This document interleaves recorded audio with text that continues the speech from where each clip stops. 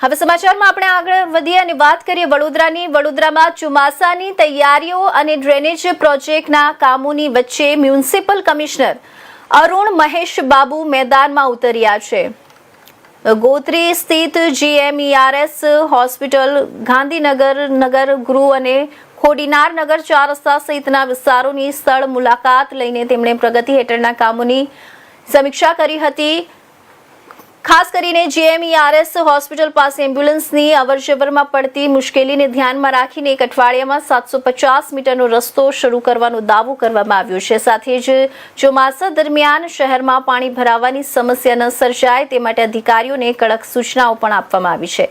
વડોદરા શહેરમાં pre monsoon કામગીરી અને ડ્રેનેજ પ્રોજેક્ટના ચાલી રહેલા કામોની સમીક્ષા કરવા મ્યુનિસિપલ કમિશનર અરુણ મહેશ બાબુએ મેદાની મુલાકાત લીધી હતી। કમિશનરે ગોત્રી સ્થિત GMERS હોસ્પિટલ, ગાંધીનગર નગર ગૃહ અને ખોડિયાર નગર 4 રસ્તા સહિતના વિસ્તારોમાં જઈને કામગીરીનું નિરીક્ષણ કર્યું અને સંબંધિત અધિકારીઓ પાસેથી પ્રગતિની માહિતી મેળવી।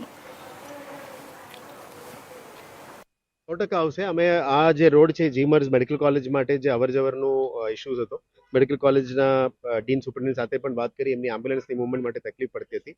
આ કામ લગભગ 750 મીટરનું કામ પૂરું થવા માંડ્યા છે। વિધિન વીક આ બધું રસ્તા અમે ખોલી દઈશું। બાકી જે 300 મીટર બ્રિજની બીજી બાજુ છે એ અમે ઓગસ્ટ મહિના પછી જ કરવાના છે, પણ તાત્કાલિક ધોરણે આ કામ બધા પૂરું કરવા માટે જ અમને સૂચના આપવા માટે ફિલ્ડમાં આવી છે। અને પછી ગાંધીનગર નગરગૃહની બાજુમાં જે મેઇન જગ્યા છે ત્યાં પણ અમે ફિલ્ડ વિઝિટમાં જવાના છે। ટૂંકમાં જે પ્રી મોન્સૂન એક્ટિવિટીના સાથે સાથે મેજર પ્રોજેક્ટ વર્ક છે એ બધાને વહેલા તકે પૂરું કરવા માટે જ ટીમને સૂચના આપી છે। અને ફિલ્ડ લેવલમાં પ્રી મોન્સૂન એક્ટિવિટી સાથે સાથે જે જગ્યામાં પાણી ભરાવતું હોય, વોર્ડ લેવલમાં, ઝોન લેવલમાં, એની રિવ્યુ ઝોનલ લેવલમાં પણ થાય છે।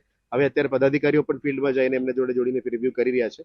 આશા રાખીએ કે આ વરસાદ થોડું વડોદરામાં ડિલે થઈ છે, પણ પીવાના પાણીની સમસ્યા અત્યારે ઓલમોસ્ટ પૂરું થવા માંડ્યા છે। પણ વોટર લોગિંગ ના થાય, કિચડ ના થાય એના માટે જે પણ પગલાં લેવાના છે એના ઉપર હવે ફોકસ કરીશું। જે પણ મશીનરી મૂકીને કામગીરી કરવાની છે એ પણ ફોકસ કરીશું। આપને ધ્યાનમાં પણ કંઈ આવતું હોય તો જણાવજો। અને કાલે રિવ્યુ મિટિંગમાં પણ કડક રીતે સૂચના તમામ અધિકારીઓને આપવાના છે કે ફિલ્ડમાં 100% ફિલ્ડમાં જ રહીને પબ્લિક મુવમેન્ટ માટે જે અવરજવર માટે જે તકલીફ પડતી હોય બધા દૂર કરીને તાત્કાલિક ધોરણે રોડને ચાલુ કરવા માટે સૂચના આપો।